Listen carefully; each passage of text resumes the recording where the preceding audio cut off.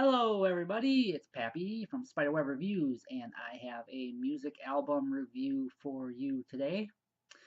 The album I am reviewing is called High Voltage from AC/DC. This album was released back in 1975 in Australia. The international release was in 1976. With that being said, let's hop right into the review. So for this album, I gave it 6.5 legs out of 8. So overall, it's a very good album. It's not one of my favorites of AC/DC, but there's still some really good tracks on here that you hear like on the radio, and they're pretty recognizable. So with that being said, we'll hop into the singles. I did want to point out that I did give the full 2 legs here for the singles because there are some very recognizable songs from this album. It's a Long Way to the Top if you want to rock and roll, Live Wire, as well as TNT.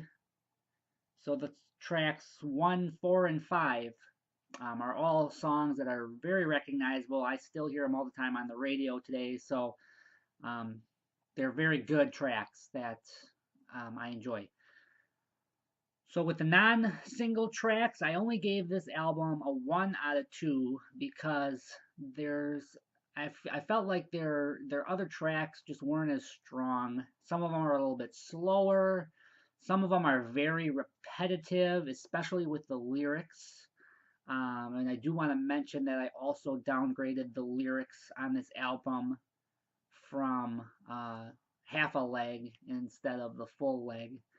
So, like for example, track 3, the jack is like they say that word, those 2 words over and over and over again through like the whole song. It's like constantly the jack, the jack, the jack, and it just gets to the point where it's really repetitive. It's like a 6-minute song, and probably half the song is just them saying those 2 words. So, it just lacks some creativity there. I mean, even though this is an album from 1975 and 76, it still seemed kind of flat with some of the lyrics, and like their choruses just get really just really repetitive, where they just repeat the same line over and over and over again. So um, I did want to say that about, so that was mostly for their non-single tracks, even though the singles they released are kind of like that too. But it just overall it just got really repetitive, so that's why I gave it some downgrades. But really, that's the biggest flaw of this album, in my opinion. I mean, otherwise it's not that bad.